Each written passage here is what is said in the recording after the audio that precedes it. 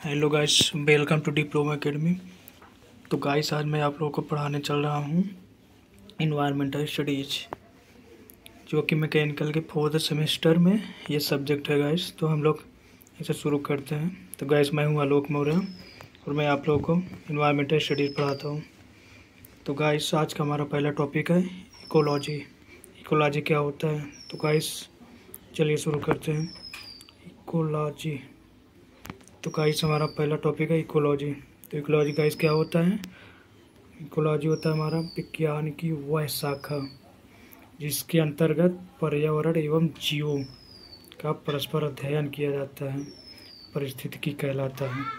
तो guys, ecology क्या होता है? विज्ञान की वह शाखा जिसके अंतर्गत पर्यावरण एवं जीवों का परस्पर क्या किया जाता है गाइस? अध्ययन किया जाता है। तो हमारा क्या कहलाता है? इकोलॉजी कहलाता है, यानी पारिस्थितिकी कहलाता है। और इकोलॉजी शब्द जो है ना गाइस, ये 2 ग्रीक शब्दों से मिलकर बना है। पहला शब्द है ओइकस और दूसरा है लोगोस। पहला शब्द है गाइस ओइकस और दूसरा है लोगोस। तो गाइस, ओइकस का अर्थ है रहने का स्थान तथा लोगस का अर्थ है विज्ञान, अर्थात जहाँ पर जीवों का आवास हो, या गाइस जहाँ जीव रहते हों या जीव जहाँ बसते हों, तो उसे क्या कहते हैं गाइस? लोगस कहते हैं। तो गाइस, चलिए आगे चलते हैं। इकोलॉजी। इकोलॉजी के अंतर्गत समुद्र, मरुस्थल, जंगल आदि सभी क्षेत्र आते हैं जिसमें मानव जाति, पेड़ पौधे, जीव जंतु एक दूसरे पर निर्भर होकर भोजन, आवास तथा अन्य कार्यों के लिए पर्यावरण होते हैं। इकोलॉजी के अंतर्गत समुद्र, मरुस्थलीय, जंगल आदि सभी क्षेत्र आते हैं जिसमें मानव जाति और पेड़ पौधे, जीव जंतु एक दूसरे पर निर्भर होकर भोजन, आवास तथा अन्य कार्यों के लिए पर्यावरणीय होते हैं। इकोलॉजी को मुख्यतः 2 भागों में बांटा गया है। कितने भागों में बांटा गया है गाइस? 2 भागों में बांटा गया इकोलॉजी को। पहला है ऑटो इकोलॉजी और दूसरा है सर्कोलॉजी है गाइस। तो गाइस, चलिए आगे चलते हैं। तो गाइस, ऑटो इकोलॉजी हमारा है।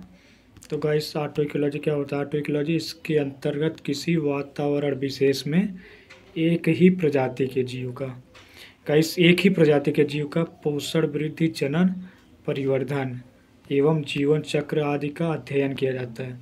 तो गाइस, ऑटो इकोलॉजी हमारा क्या होता है? फिर से रिपीट कर देता हूँ। इसके अंतर्गत किसी वातावरण विशेष में एक ही प्रजाति के जीवों का पोषण, वृद्धि, जनन, परिवर्धन एवं जीवन चक्र आदि का अध्ययन किया जाता है। तो हमारा ऑटो इकोलॉजी कहलाता है। तो गाइस, आप इसको भी देख लेंगे। नोट या एक जाति के लिए उपयुक्त होता है। तो गाइस, आगे चलते हैं। सर्कोलॉजी पे चलते हैं गाइस। तो गाइस, साइकोलॉजी होता है इसके अंतर्गत किसी एक विशेष वातावरण में रहने वाले विभिन्न जीव समुदायों के आपसी संबंधों का अध्ययन करते हैं। क्या करते हैं गाइस? विभिन्न जीव समुदायों को आपसी संबंधों का अध्ययन किया जाता है। तो हमारा क्या कहलाता है गाइस? सर्जिकोलॉजी कहलाता है गाइस। तो गाइस, अब आगे चलते हैं इकोसिस्टम पर। तो गाइस, इकोसिस्टम यानी पारिस्थितिकी तंत्र। तो गाइस, इसको भी आप देख लेंगे, ये फार्मूले को। इकोसिस्टम बराबर इको प्लस सिस्टम। तो गाइस, आगे चलते हैं। गाइस, इकोसिस्टम क्या होता है? तो गाइस, इकोसिस्टम हमारा होता है पारिस्थितिकी तंत्र, एक अंतःक्रियात्मक एवं आत्मनिर्भर प्राकृतिक व्यवस्था है। यह हमारी कैसी व्यवस्था है? आत्मनिर्भर प्राकृतिक व्यवस्था है इकोसिस्टम। इकोसिस्टम हमारा आत्मनिर्भर प्राकृतिक व्यवस्था है। इकोसिस्टम के अंतर्गत बायोटिक एंड अबायोटिक दोनों वातावरण सम्मिलित हैं।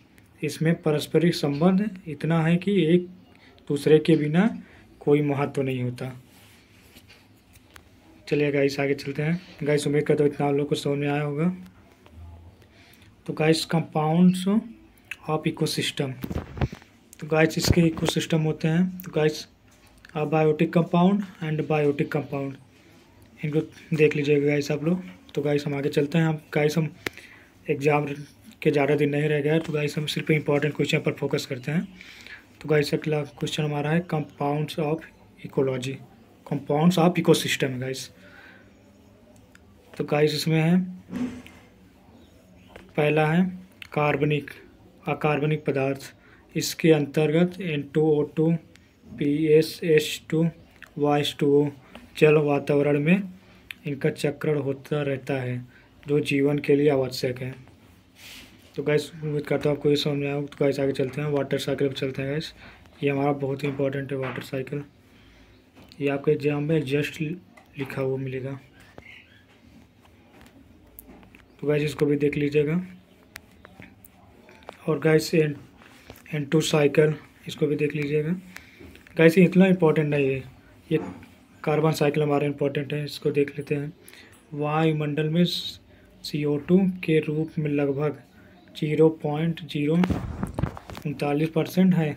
यह मानवीय क्रियाओं, जंगलों के कटाव, ज्वालामुखी आदि से मिलकर वायुमंडल में मिल जाता है। ज्वालामुखी से मिलकर ये वायुमंडल में मिल जाता है एक दूसरे से। जैविक अपघटन में लगभग 95% CO2 प्राप्त होती है। गाइस इस डायग्राम को आप अच्छे देख लीजिएगा, ये इसको ज़रूर बना के आइएगा एग्जाम में।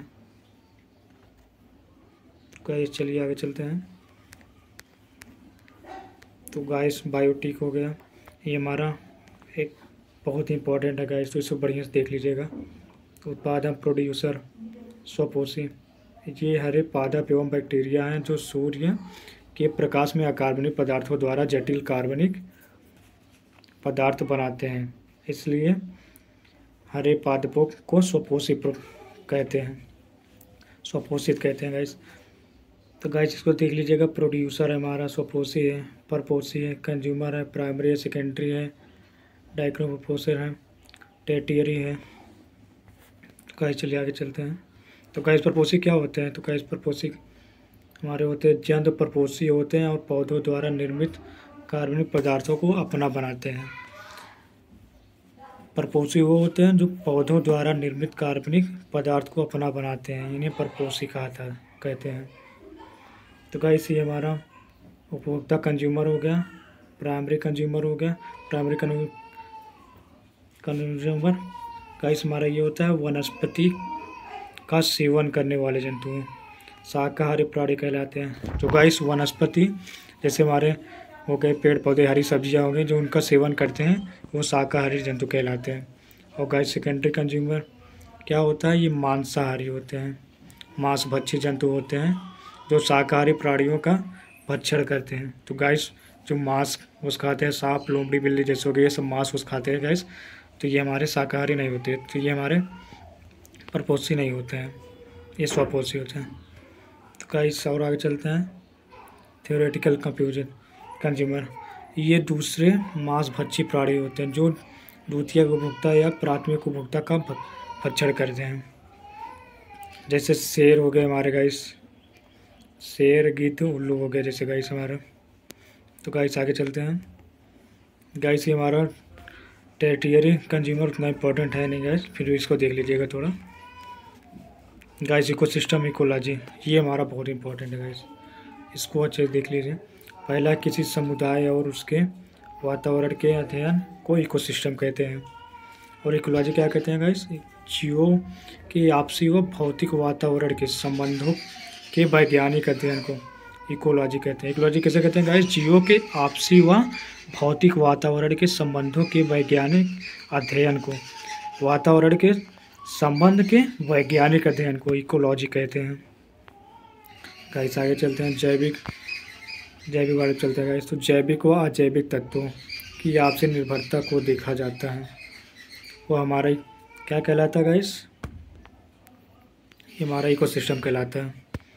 और गाइस इकोलॉजी देख लेते हैं। जीवों व पर्यावरण के आपसी संबंधों के प्रभावों का विश्लेषण किया जाता है, वो हमारा इकोलॉजी में आता है गाइस। तो गाइस इधर हमारे इकोसिस्टम क्या आता है? थर्ड वाले चलते हैं। इकोसिस्टम में जीव, पर्यावरण एवं ऊर्जा का प्रभाव होता है। किसका प्रभाव होता है गाइस? जीव और पर्यावरण और ऊर्जा का, एनर्जी का प्रभाव होता है गाइस। तो ये हमारे इकोसिस्टम में आता है। और इकोलॉजी में गाइस इसमें जीव व पर्यावरण होते हैं, सिर्फ जीव व पर्यावरण होते हैं, तो हमारा किस में आता है गाइस? इकोलॉजी में आता है गाइस। तो गाइस हम चैप्टर 2 पे चलते हैं। तो गाइस चैप्टर 2 का लेसन हम कल स्टार्ट करते हैं। तो गाइस अगर आप लोग को ये वीडियो पसंद आया तो गाइस कमेंट में आप लोग बताइएगा, तो तभी हम नेक्स्ट पार्ट लाते हैं। ओके गाइस, चलते हैं गाइस, बाय बाय।